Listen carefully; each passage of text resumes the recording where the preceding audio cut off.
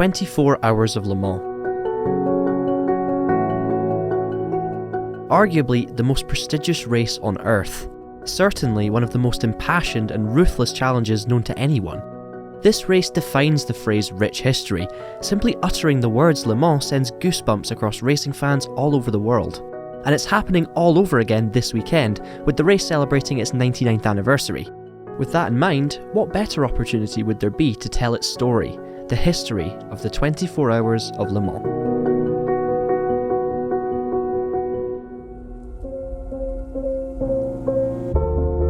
Here at Traxion HQ, we of course celebrate the world of racing games, and although there is a full officially licensed Le Mans game on the horizon, we haven't seen anything like this for years. Instead, we've been treated to Le Mans content within existing games, both the Circuit de la Sarthe where the race takes place, and many famous cars that have taken to the grid over the decades.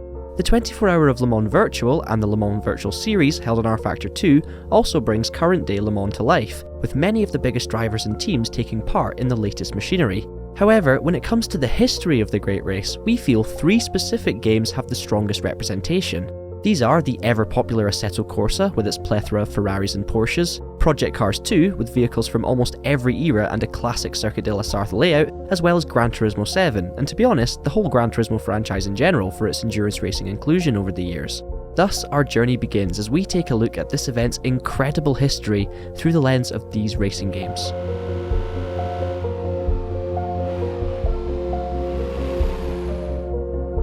With 2022 being the 99th anniversary, you may have already worked out that the inaugural Le Mans 24-hour race took place back in 1923 on the 26th and 27th of May. Back in those early days, it wasn't so much about speed and adrenaline-fueled racing action, it was about reliability and durability. It wasn't until post-World War II that proceedings began to mould into the race we know and love today. The early 1950s saw privateers battle it out with some of the world's most prestigious sports car manufacturers for top honours. We had Ferrari and Lancia, Renault and Gordini, Aston Martin, Jaguar, and then, in 1952, Mercedes. This car, the W194, was Mercedes' first foray into sports car racing after World War II.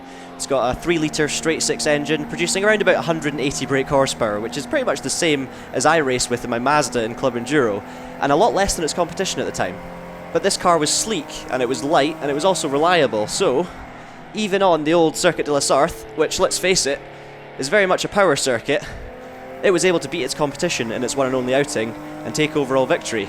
And you can obviously drive it like I am right now on Project Cars 2. Mercedes wouldn't return to Le Mans until 1955, an event marred by the worst accident in motor racing history. 35 laps into the race, Pierre Levay's 300 SLR was launched into the crowd after contact with another car. The incident claimed the lives of 83 spectators and Levay himself. Mercedes withdrew their remaining cars and wouldn't be seen again at the highest tiers of global motorsport for over 30 years.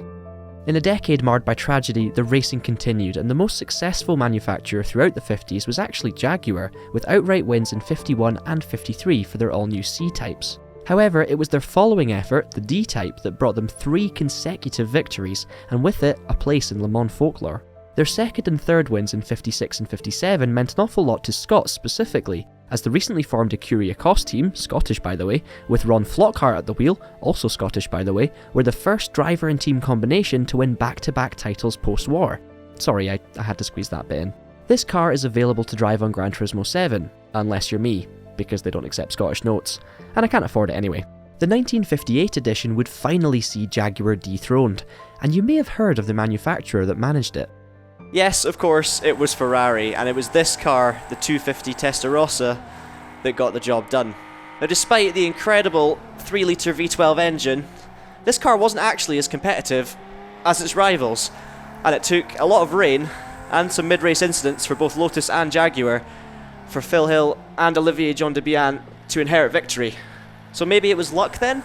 Definitely not, because this car would go on to win another 2 titles in 1960 and 1961, but not before a fight back from Blighty, and this time it wasn't Jaguar.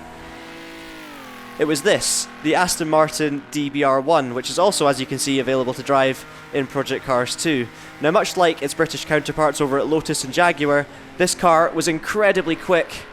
in 1958, actually Stirling Moss set the fastest lap of the whole practice session in this Aston Martin. Another funny fact about Le Mans, by the way, before the early 60s, the grid wasn't set by your fastest practice laps, it was actually set by the size of your engine. Sadly for Aston Martin, all 3 factory cars failed to finish, and it was left to half-brothers Peter and Graham Whitehead to pick up a podium behind the factory Ferraris in their privately entered DB3S. But in 1959, their fortunes would change, and the Aston Martin team took home an amazing 1-2, 20 whole laps ahead of the pursuing Scarlet Red cars. Now, Aston Martin would win the GT class at Le Mans many times after this, but never since have they won the outright victory at Le Mans. There were rumours, of course, of them coming back to Le Mans in hypercar, but then, of course, they changed trajectory and went to Formula 1 instead, so who knows about the future. But as it stands, this DBR1 in 1958 was the last time we saw Aston Martin on the outright top step of the podium. Returning to Maranello now, and following on from their back-to-back wins in 60 and 61 for the 250 Testa Rossa, they quite simply refused to stop winning. Various Ferraris would dominate the event throughout the first half of the decade, with Belgian star Olivier Jean de Bian picking up 3 consecutive victories to add to his first from 58. Weirdly, he wouldn't go on to be the most successful Belgian Le Mans driver who won in the 1960s. More on that later. Probably. When it comes to cars and culture, you would be hard-pressed to find a more iconic duo than the swinging 60s and the prancing horse. At Le Mans, the biggest-hitting British entrants had made way for smaller manufacturers such as Austin Healey, who were focusing on taking class wins. The Brits, therefore, were nowhere to be seen at the front of the field, but on the other side of the pond, the Americans, including a chap called Carroll Shelby, had had enough. And thus began a rivalry like no other. Head-to-head, America versus Italy, Ford versus Ferrari. You could probably make an entire movie about it if I'm being honest. Now, Carroll Shelby knew what it took to win at Le Mans. He actually won as a driver in 1959 for Aston Martin. Now, I could sit here and tell you the Ford versus Ferrari story, but I don't have time. Many of you know it anyway, and those of you who don't, I highly recommend going and watching the film. But to cut a very, very long story short, Ford turned up in 1966 with the Mark II version of this Ford GT40, and they absolutely blitzed it. It was a 1-2-3 finish for Ford, with the Kiwi duo of Bruce McLaren and the very unlucky Chris Amon leading home the charge. This car was quite simply a game changer. 7 litres of chonky V8 brute force, all squeezed into a timeless and sleek body. This car was pretty much as unbeatable as it is iconic. Wasn't for the want of trying from the others though. Ferrari, as you would expect, fought back with the 330 P3, and then this was developed in 1967 into this car, the 330 P4. And quite simply, it's a work of art. I mean, the look of it, the sound, it's absolutely breathtaking in every single way. Even the way it handles is sensational. But despite all of this, it never actually won at Le Mans. Ford had turned up again with an all-new variation of its GT40 called the Mark IV. This car was heavier than the P4 due to a focus on safety following the death of Ken Miles, but this car was streamlined and extremely powerful, managing to beat the second-place Ferrari by 4 laps. The P4 actually marks the end of the domination of Ferrari at Le Mans. They haven't won outright since 1965. So this car kind of has a bad legacy, you could argue, but somehow it is one of the boldest and brightest personalities of any race car I know. Like, this is hands down my favourite Ferrari, to drive, to look at, to hear. It's just car perfection in so many ways. And you get to drive it on Assetto Corsa along with the Ford GT40. Amazing. With Ferrari gone in 1968, it was time for a new challenger to emerge. No German car had won outright at Le Mans since Mercedes 16 years earlier. However, a company called Porsche were about to enter the fray. Sure, they had been competing at Le Mans for a long time now, entering lower powered cars in the smaller classes, and they had a lot of success with this. But 68 would see them enter the top prototype class with their 3-litre 908 Langhek, or Longtail. 4 factory cars would enter. Reliability issues would see only one of them finish, but a podium was a good start. The Ford GT40 continued to win overall, however, with a developed Mark I in the famous Gulf colours taking spoils for 2 more years, Jackie X taking his first victory in 1969. That's the other Belgian bloke I was referring to earlier, by the way. In 1970, and with Ford gone, Porsche finally cracked it with this, the 917K. And of course that was to be Porsche's first ever outright win at Le Mans. Now Porsche by this point were getting very confident. They started building different iterations of their existing cars for specific venues. So they actually built a 908/03 for the tight and twisty circuits like the Nordschleife I'm driving now and the epic Targa Florio. And they also built a Langheck or longtail version of this 917 for maximum top speed. But it was this 917K, which was kind of in the middle somewhere, it suited both technical circuits and the fast circuits, that ended up being the icon of the era. I'm in a wall. No, you don't want to crash a 917K. The car managed to win again the following year, and from that point onwards was recognised across the globe as one of the iconic sights and sounds of Le Mans.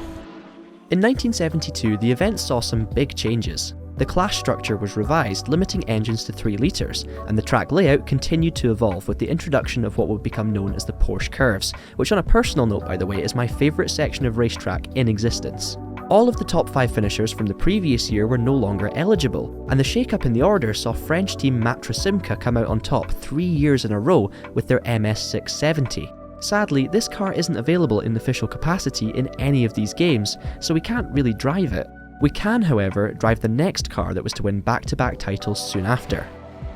Yes, Porsche were back. They'd been doing a good job in the meantime, with their 911 RSR Turbo picking up an incredible second place overall in 1974, as well as numerous class wins. But now, Porsche were back in Group 6, in the big time, to try and reclaim their spot at the top of the sport. And this 936 Spider did just that, with back-to-back wins in 76 and 77, led by that man again, Jackie X. And France weren't happy. They'd obviously tasted homegrown success earlier with Matra, and they wanted it back. Cue another hometown hero, Renault, who had stepped in and were giving it a go with their A442. But sadly, it wasn't working for them. They had the speed, but they just didn't have the reliability.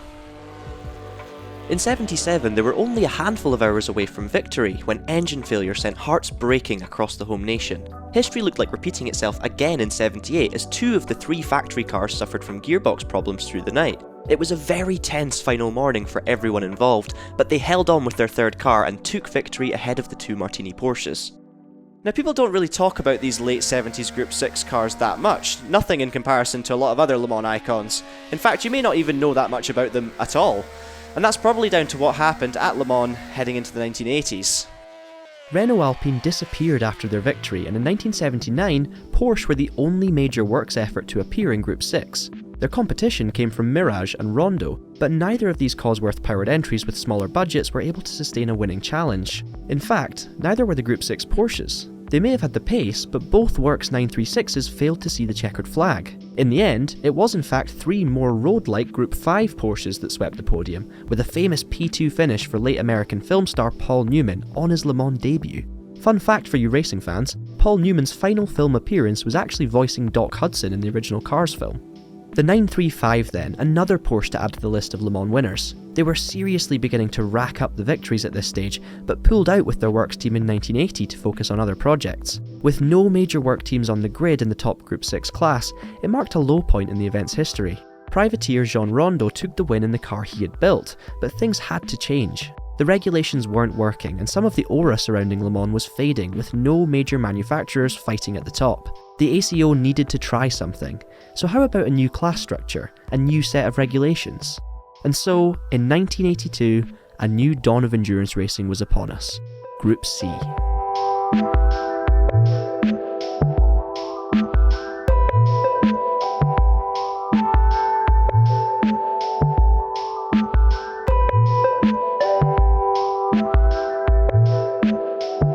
So, if you love this great race as much as I do and enjoyed the video, leave us a like and let us know down below your favourite cars from this era. Make sure you subscribe to the channel in order to catch part 2 of the Le Mans story when it's released. In the meantime, thanks for watching, keep it pinned, and have a great day.